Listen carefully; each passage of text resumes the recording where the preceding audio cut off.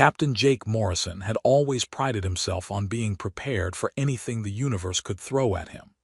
3 tours through the Andromeda Gateway, 2 diplomatic missions to hostile worlds, and 1 memorable incident involving sentient space whales had taught him that adaptability was humanity's greatest survival trait.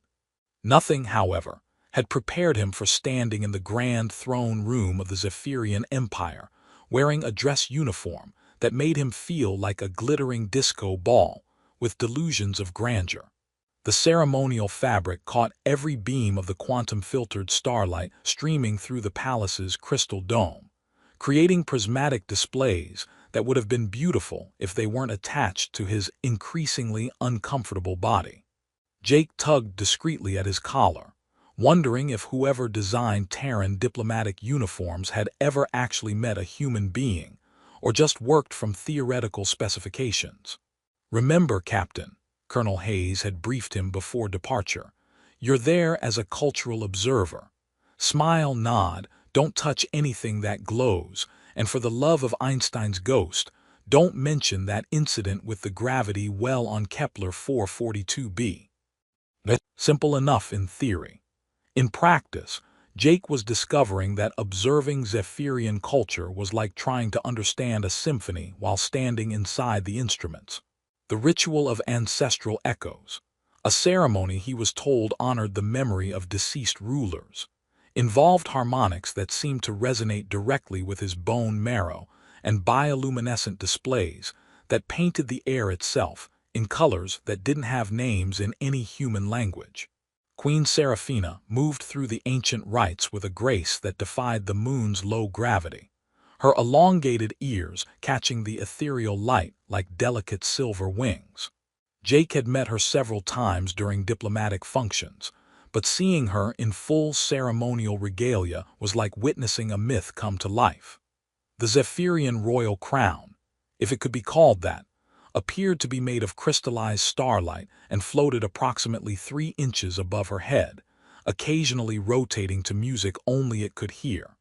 Jake's attention drifted to the smaller throne positioned beside the Queen's magnificent seat. Princess Zara, all of 6 Earth years old, sat with the sort of regal composure that could only be maintained by someone too young to understand why sitting still was supposed to be difficult. Her own miniature crown, a gift from the crystalline collective of Tau Ceti, hovered at a jaunty angle that somehow made it look more dignified than half the human royal regalia he'd seen in museums. The princess caught his eye and offered a tiny wave, which Jake returned with the sort of careful discretion that suggested he'd learned this particular skill through trial and considerable error. Several court officials noticed the exchange and began the elaborate Zephyrian equivalent of whispering, which involved changing the color of their skin in rapid patterns that looked like aurora displays having an argument. "The human bonds easily with our young," Jake overheard one noble mention to another in their musical language, apparently unaware that his translation implant was functioning perfectly. "Perhaps their species is more adaptable than we assumed." Jake suppressed a snort. If they only knew about his first week on the palace grounds, when he'd accidentally triggered 3 security alerts, caused a minor diplomatic incident by sneezing during a sacred meditation, and somehow taught the princess how to whistle, a skill that had scandalized her tutors since Zephyrian nobility apparently considered controlled air expulsion through pursed lips to be terribly undignified.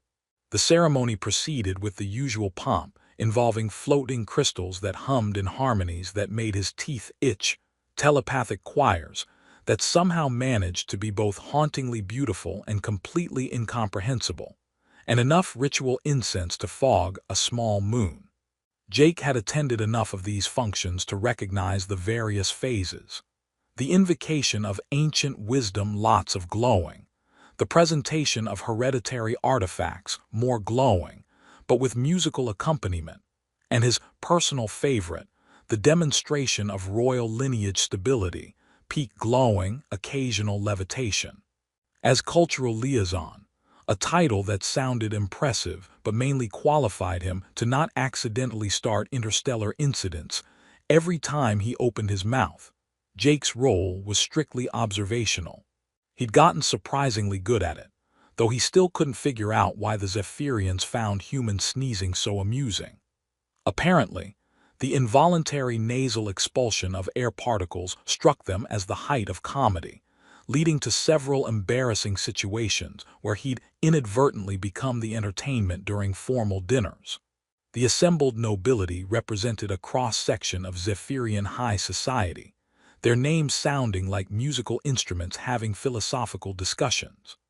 Lord Commander Silthara of the Nebula Guard stood near the main entrance, her ceremonial armor incorporating actual miniature stars that orbited her shoulders in complex mathematical patterns. High Priestess Melwyn of the Crystal Sanctuaries maintained a position near the sacred flame that burned in 17 different colors simultaneously, occasionally adding her own harmonic contributions to the ongoing musical narrative. Jake's favorite was Lord Chancellor Vexhai, whose name he still couldn't pronounce without sounding like he was clearing his throat after swallowing a dictionary. The Chancellor's elongated ears twitched constantly during ceremonies, apparently processing auditory information across multiple frequency ranges that humans couldn't even detect. Jake had once asked him about it during a reception, leading to a 2-hour lecture on Zephyrian auditory evolution that was simultaneously fascinating and completely over his head. The quantum entanglement device hidden in his jacket pocket, a gift from Princess Zara that she'd insisted would keep Papa safe when the stars get angry, hummed softly against his ribs. Jake still wasn't entirely sure how a 6-year-old had acquired technology that his own engineers were still trying to understand. But he'd learned that questioning Zephyrian child-rearing practices was a diplomatic minefield best avoided. "The young princess grows restless," observed Lady Arianel, whose skin was currently displaying patterns that suggested either amusement or mild indigestion. Jake hadn't mastered the subtleties of Zephyrian emotional chromatics yet. Perhaps the ancient words hold less fascination for those who have not yet learned their weight. Jake glanced toward the small throne and noticed that Zara was indeed showing signs of the universal 6-year-old attention span reaching its natural limits. Her feet had begun swinging in a rhythm that didn't match the ceremonial music, and she was making faces at the floating crystals when she thought no one was looking. Her elongated ears, still small and delicate compared to the adults, twitched with barely contained energy. The irony wasn't lost on him that he'd traveled halfway across the galaxy to stand in a throne room full of beings whose ears could detect gravitational waves, watching a little girl fidget through what was essentially a very elaborate church service. Some experiences, apparently, were universal. As if sensing his thoughts, Princess Zara looked directly at him and mouthed something that looked suspiciously like "rescue me," complete with the sort of exaggerated eye-rolling that suggested she'd been practicing dramatic expressions in the palace mirrors.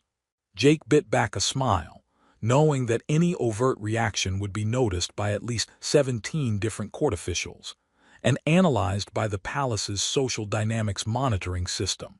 The ceremony reached what Jake had learned to recognize as the climactic harmonic convergence, the point where all the floating crystals, telepathic choirs, and bioluminescent displays synchronized into a crescendo that supposedly opened channels to the wisdom of ancient Zephyrian rulers.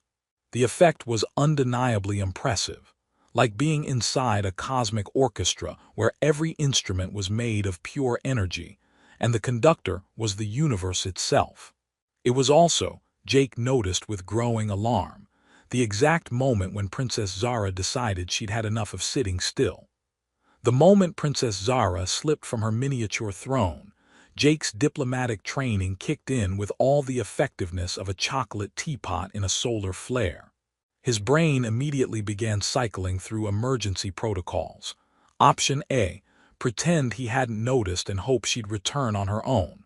Option B, alert the nearest court official and risk causing a scene.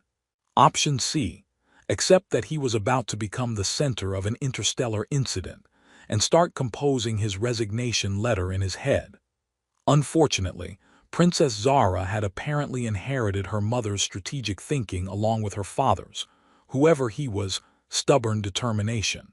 She moved through the assembled nobility with the focused precision of a heat-seeking missile, programmed to find the one human in a room full of ethereally beautiful aliens. Her small form weaved between the ceremonial robes and floating accessories of the court with practiced ease, suggesting this wasn't her first unauthorized expedition during formal events. Jake watched her approach with the sort of fascination usually reserved for natural disasters or incoming asteroids. The climactic harmonic convergence continued around them, creating a surreal backdrop of crystalline music and dancing lights that would have been breathtaking if he wasn't currently experiencing the diplomatic equivalent of cardiac arrest. Lord Chancellor Vexhai, positioned near the ceremonial dais, noticed the princess's movement first. His elongated ears swiveled toward her like organic radar dishes, and his skin shifted through several colors that Jake's translation implant unhelpfully identified as concern mixed with bureaucratic panic and a touch of indigestion. The Chancellor's eyes met Jake's across the throne room, conveying a message that roughly translated to, "Please tell me you have a plan that doesn't involve explaining this to 17 different government committees." Jake's response, a slight shrug that he hoped conveyed "I'm as doomed as you are," apparently didn't provide the reassurance Vexhai was looking for. The Chancellor's skin tone shifted to what Jake had learned was the Zephyrian equivalent of quietly swearing in several ancient languages simultaneously. Princess Zara, meanwhile, had navigated past High Priestess Melwyn, whose meditation trance was so deep that she probably wouldn't notice if the palace's artificial gravity decided to take a coffee break. The little princess's own elongated ears were perked forward with excitement, and Jake noticed she was carrying something in her small hands, something that glowed with the soft blue luminescence of Zephyrian technology. "Oh, cosmic radiation and quantum flux," Jake muttered under his breath, recognizing the object as one of the palace's communication crystals. These devices were supposedly restricted to official diplomatic use, mainly because they had the computational power of a small starship and the security clearance to access information that could destabilize governments. How a 6-year-old had acquired one was a question that Jake suspected would feature prominently in the investigation report that would inevitably follow this incident. Right after the section titled, "How Did We Let This Happen?" and just before recommendations for preventing future disasters involving small children and classified technology, the assembled nobility began to notice the princess's unauthorized movement, creating a ripple effect of barely suppressed alarm that spread through the throne room like a social media scandal in hyperdrive. Whispered conversations conducted in harmonics that made the air shimmer, subtle color changes that turned the gathered crowd into a living aurora display, and the sort of meaningful glances that suggested everyone was simultaneously trying not to look directly at the situation, while also ensuring they had a perfect view for later testimony. Lady Arianel, whose diplomatic experience apparently extended to crisis management, began moving toward the princess with the casual grace of someone who absolutely wasn't attempting an interception. Her approach was so smoothly casual that it practically screamed, "Emergency damage control in progress," which Jake suspected was about as subtle as Zephyrian diplomacy got during a crisis. Queen Seraphina, still positioned at the center of the ceremony, maintained her regal composure with the sort of practiced skill that came from years of managing both interstellar relations and a precocious daughter. Jake noticed, however, that her elongated ears had shifted to a position that his cultural briefings identified as maternal alert status. Apparently, some things were universal across species lines. The ceremonial crystals, still floating in their intricate patterns above the assembled crowd, began to flicker in ways that suggested they were either responding to the emotional resonance of the room or placing bets on the outcome of the developing situation. Jake had learned that Zephyrian technology often exhibited what his engineers politely termed excessive personality traits, which was a diplomatic way of saying their machines had opinions and weren't shy about expressing them. Princess Zara reached the edge of the ceremonial space where Jake stood, her small face bright with excitement and completely oblivious to the diplomatic crisis she was about to unleash. She held up the communication crystal like a prize, its blue glow reflecting off her delicate features and creating patterns that would have been adorable if they weren't potentially catastrophic. "Look, Papa," she announced in the clear, carrying voice that only children seemed capable of producing at precisely the wrong moments. "I found the singing rock that talks to the star people. It told me you were thinking about the Earth cookies again." The throne room's acoustics, designed by Zephyrian architects who apparently believed that even whispers should be audible to everyone within a 3-mile radius, ensured that her words reached every pointed ear in the chamber. The effect was immediate and comprehensive, like watching a holographic recording suddenly freeze mid-frame, except the freeze extended to an entire room full of beings whose species had mastered faster-than-light travel, but had apparently never encountered a situation quite like this one. Jake felt his soul attempt to leave his body through his boots. The silence that followed Princess Zara's announcement wasn't just quiet. It was the sort of absolute absence of sound that suggested the universe itself was taking a moment to process what had just happened before deciding how to respond. Even the ceremonial crystals stopped their musical humming, hanging in the air like luminous question marks waiting for someone to provide answers that didn't exist. Queen Seraphina's expression underwent a transformation that would have impressed a shapeshifter.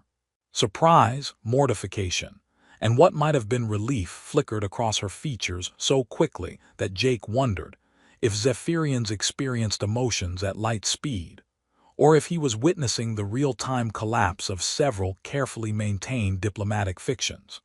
Lord Chancellor Vexhai went through a color change that his species usually reserved for extreme emotional distress or mating displays, and given the current circumstances, Jake really hoped it was the former.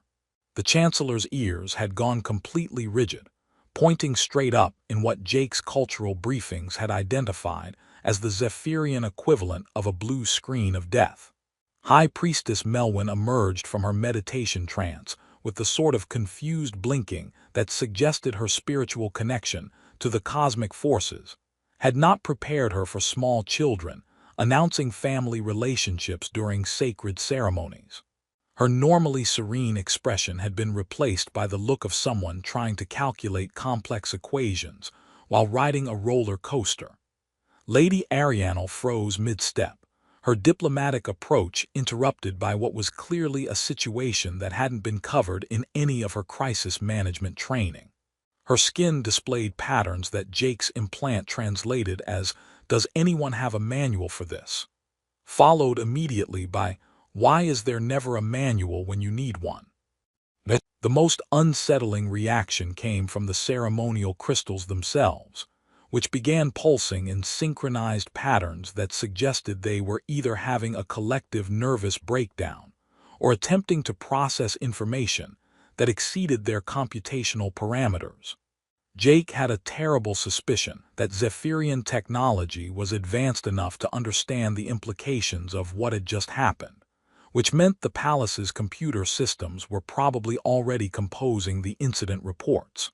Princess Zara, still completely oblivious to the diplomatic earthquake she had just triggered, beamed up at Jake with the sort of innocent pride that could power a small space station.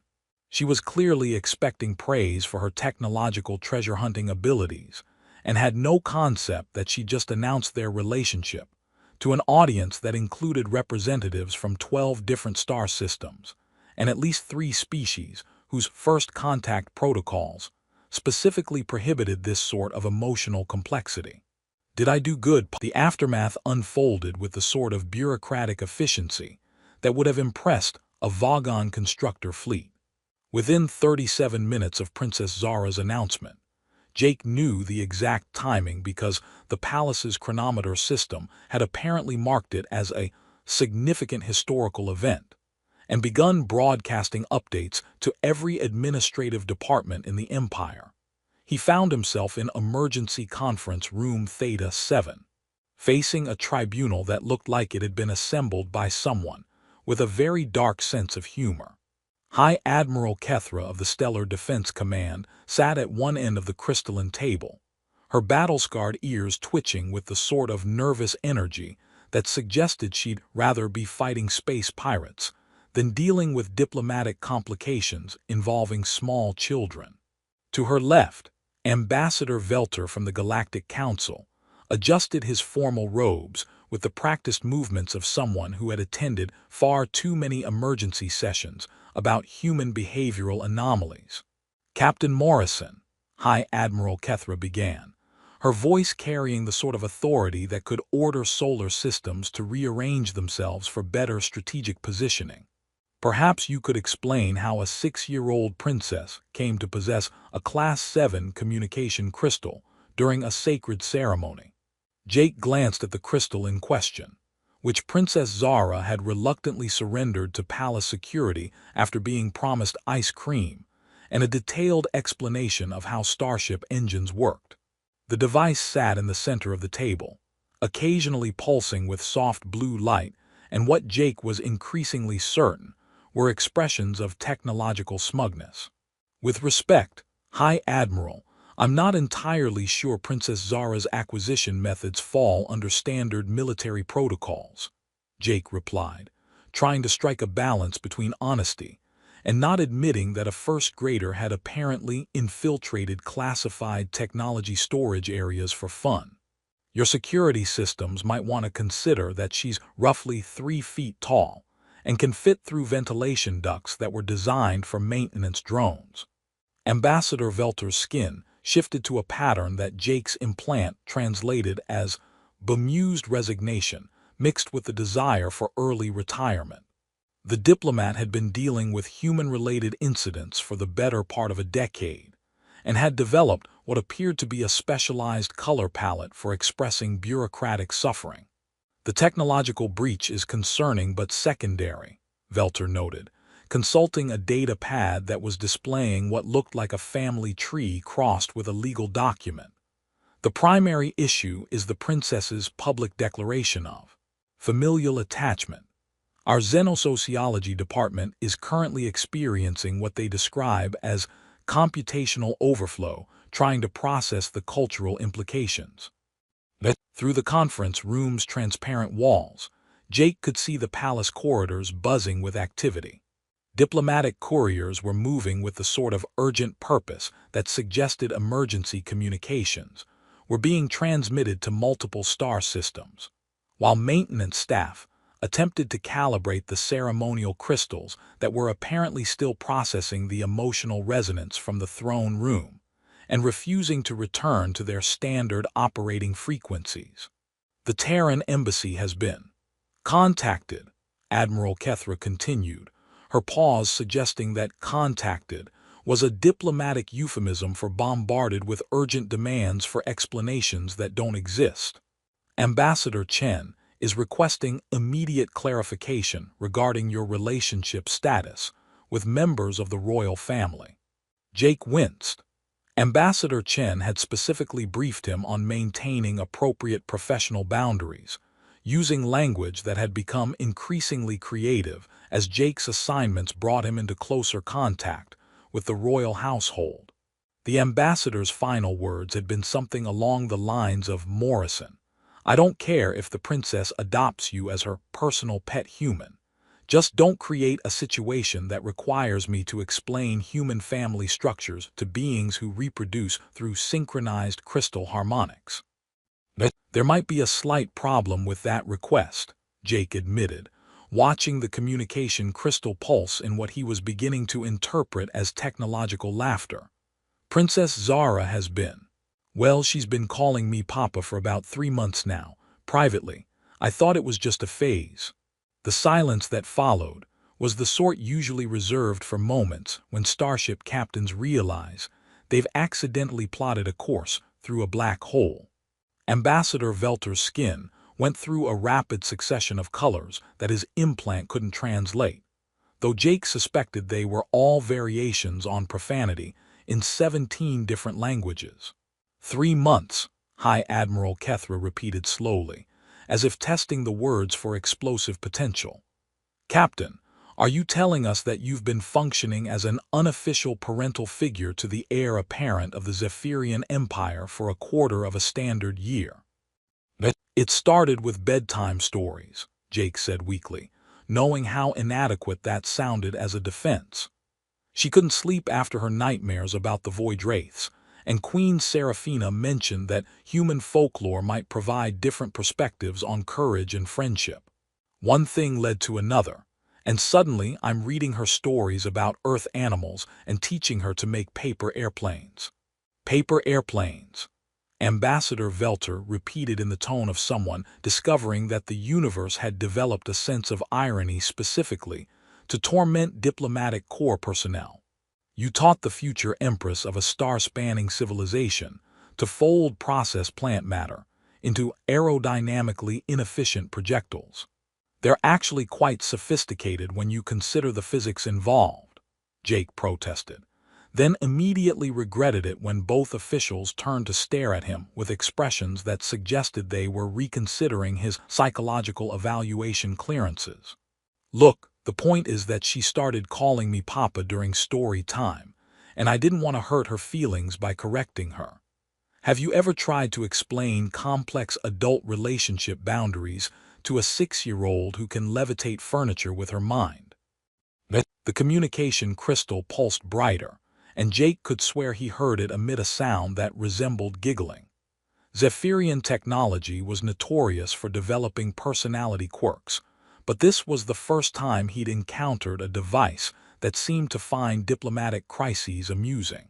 Through the conference room's walls, Jake spotted a familiar small figure being escorted by what appeared to be half the palace guard. Princess Zara walked with the sort of calm dignity that suggested she was either completely oblivious to the chaos she'd caused or secretly pleased with the results. Her miniature crown was now floating at a decidedly rebellious angle, and she was carrying what looked like a data pad displaying moving pictures of Earth animals. The princess appears to be conducting research, Admiral Kethra observed, following Jake's gaze. Our intelligence division reports that she's been accessing the Terran cultural database extensively, with particular focus on human family structures and something called father-daughter activities. She asked me last week if human fathers taught their children to fly, Jake said, remembering the conversation with a mixture of fondness and terror. I had to explain that humans don't naturally levitate and that most of our flying involves mechanical assistance. She seemed disappointed, but offered to teach me Zephyrian hovering techniques. Ambassador Velter made a notation on his data pad, with movements that suggested he was either recording important diplomatic intelligence or composing his own resignation letter. Captain, the Galactic Council has specific protocols regarding interspecies adoption procedures. These protocols exist because the legal implications of cross-cultural family bonds can destabilize entire governmental structures. I never officially adopted her, Jake protested.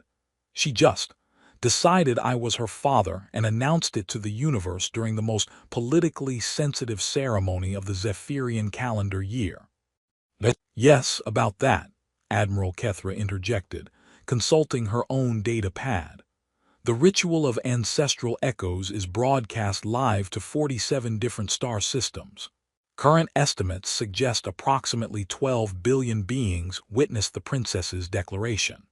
The Galactic News Network has already begun referring to it as the Great Paternal Revelation, and our communications department reports receiving inquiries from 17 different xenoanthropology departments requesting permission to study this development. Jake felt his stomach drop somewhere into the vicinity of his boots. 12 billion. The viewing numbers are actually increasing, Velter added helpfully. Apparently, The concept of spontaneous interspecies family formation has captured the public imagination. There are already 3 different academic conferences being organized to discuss the implications, and the University of Alpha Centauri has requested permission to add your situation to their curriculum on comparative family structures. The communication crystal pulsed again, this time displaying what appeared to be a holographic representation of viewer statistics. Jake stared at the numbers in horror, realizing that he'd somehow become the most famous human in the galaxy, without doing anything except reading bedtime stories to a lonely little girl who happened to be alien royalty. The good news, Admiral Kethra continued, apparently immune to Jake's existential crisis, is that initial public reaction has been overwhelmingly positive. It seems that most species find the concept of cross-cultural parental bonds either heartwarming or fascinating from an academic perspective. The bad news, Ambassador Velter added, is that we now have to figure out how to legally formalize a relationship that doesn't technically exist in any governmental framework, satisfy the curiosity of 12 billion beings who want to understand human family dynamics, and somehow maintain diplomatic stability while a 6-year-old princess teaches the galaxy that love doesn't recognize species boundaries. Jake looked at the 2 officials, then at the communication crystal that was now displaying what appeared to be fan art of him and Princess Zara, drawn by enthusiastic viewers from across the galaxy. Then back at the corridor, where he could see the princess herself explaining something to her guards with animated gestures that suggested she was describing the aerodynamic principles of paper airplane construction. On the bright side, he said finally, at least she's getting a good education in interstellar diplomacy. The solution came not through emergency diplomatic sessions or hastily drafted interstellar treaties, but through the simple act of Princess Zara refusing to eat her dinner until Papa Jake joined the royal family meal. Queen Seraphina had extended the invitation with the sort of regal grace that made it impossible to determine whether this was a diplomatic gesture or maternal surrender to a 6-year-old's iron will. Jake found himself in the royal dining chamber, attempting to navigate Zephyrian etiquette, while Princess Zara enthusiastically demonstrated her newly acquired chopstick skills on what appeared to be levitating soup. The meal itself defied several laws of physics he thought he understood, with courses that changed color based on the diner's emotional state and beverages that tasted different depending on the phase of Europa's largest moon. The High Council has reached a decision regarding your situation, Queen Seraphina mentioned casually, as if discussing the weather rather than the legal status of the first interspecies adoption in recorded galactic history. Her elongated ears twitched with what Jake had learned to recognize as barely suppressed amusement. Lord Chancellor Vexhai was particularly creative in his interpretation of ancient Zephyrian family law. "Papa, watch this," Princess Zara interrupted, causing her soup to perform what appeared to be a synchronized swimming routine. "I made the food dance. Can Earth food dance too?" "Only if you count popcorn," Jake replied, then immediately wondered if he'd have to explain the concept of heated corn kernels to a galactic council at some point in the near future. His life had become sufficiently surreal that he wouldn't be surprised if popcorn became the subject of interstellar cultural exchange programs. Queen Seraphina smiled, the expression transforming her ethereal features into something warmly maternal that reminded Jake why he'd first felt protective of her daughter. "The Council has decided that since our laws contain no specific prohibition against humans serving as parental figures, and since Zara has made her preferences abundantly clear to approximately 12 billion witnesses, we shall simply acknowledge the reality of the situation." "Acknowledge it how, exactly?" Jake asked, trying to keep the nervousness out of his voice while Princess Zara attempted to teach his salad to perform acrobatic maneuvers. "By creating a new diplomatic position," the Queen replied, her tone suggesting she was enjoying this more than she probably should. Congratulations, Captain Morrison. You are now the first official interspecies cultural integration specialist in Zephyrian history, with specific responsibilities related to royal family, emotional well-being, and educational enrichment. Jake nearly choked on his levitating soup. That's actually a real job. As of this morning, yes. Lord Chancellor Vexhai spent most of the night drafting the position specifications. Apparently, he was inspired by your explanation of human father figures and decided that our governmental structure had been lacking in what he termed parental advisory positions. The paperwork alone required 3 new departments. Princess Zara clapped her hands in delight, causing several pieces of fruit to begin orbiting the table in celebration. Does this mean Papa gets to stay forever and ever? It means, Queen Seraphina said gently, that Papa Jake now has official permission to be your family if he wants to be. Jake looked at Princess Zara's hopeful face, then at Queen Seraphina's patient expression, then at the communication crystal that had somehow migrated to the dining table and was displaying what appeared to be congratulatory messages from beings across the galaxy. The sheer absurdity of the situation, becoming a father to alien royalty through bureaucratic improvisation, struck him with the force of a revelation. "I'd be honored," he said simply, and Princess Zara's delighted squeal caused the palace's artificial gravity to fluctuate momentarily. The formal ceremony took place a week later in the same throne room where the crisis had begun, though this time Jake was fairly certain he wouldn't accidentally trigger any interstellar incidents. The gathered nobility had apparently adjusted to the concept of human family members with surprising grace, though Lord Chancellor Vexhai's ears still twitched nervously whenever Princess Zara spoke during formal proceedings. By the ancient laws of family formation and the slightly less ancient Emergency Diplomatic Innovation Act of this morning, Queen Seraphina announced to the assembled court, "I present Captain Jake Morrison, first interspecies cultural integration specialist and officially recognized parental figure to Princess Zara of the House of Starlight." The ceremonial crystals, apparently having recovered from their previous existential crisis, hummed in harmonious approval. Jake suspected they'd developed opinions about the situation and were expressing technological satisfaction with the resolution. "Papa," Princess Zara whispered loudly enough for the entire throne room to hear, "does this mean I can show you my pet quantum butterflies now?" "Your what?" Jake whispered back, suddenly understanding why Queen Seraphina had looked so amused during their previous conversations about child-rearing challenges. "They live in 17 dimensions simultaneously," Princess Zara explained with the casual tone of someone discussing ordinary pets. "They really like your laugh. I think they want to be friends." Jake glanced at Queen Seraphina, who nodded with the sort of maternal resignation that transcended species boundaries. "The butterflies are harmless," she assured him quietly. "They mostly just exist in multiple realities and occasionally predict the weather. Standard Zephyrian childhood pets." "Of course they are," Jake murmured, realizing that his definition of normal had undergone fundamental restructuring over the past week. "Well, I suppose I should meet them properly." The quantum butterflies turned out to be creatures of impossible beauty that looked like living jewels with wings made of crystallized possibility. They fluttered around Jake with interest, occasionally blinking out of existence only to reappear in slightly different positions, as if testing his ability to track objects that didn't always follow conventional physics.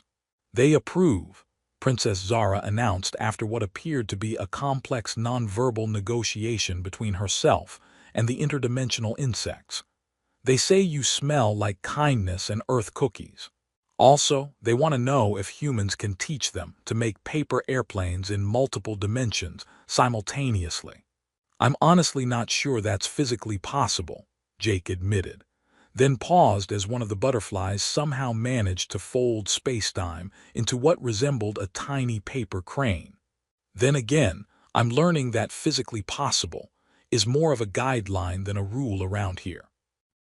As the formal ceremony concluded and the court began to disperse, Jake found himself standing with his new family in the palace gardens, watching Princess Zara attempt to teach the quantum butterflies basic aerodynamics, while Queen Seraphina looked on with the sort of fond exasperation that he was beginning to understand was a fundamental aspect of parenting across species lines. "Any regrets?" Queen Seraphina asked quietly, her elongated ears tilted toward him in a gesture he'd learned indicated genuine curiosity. Jake watched Princess Zara successfully convince a butterfly to perform what appeared to be a loop-de-loop through several dimensions simultaneously, her delighted laughter causing the palace's automated systems to spontaneously compose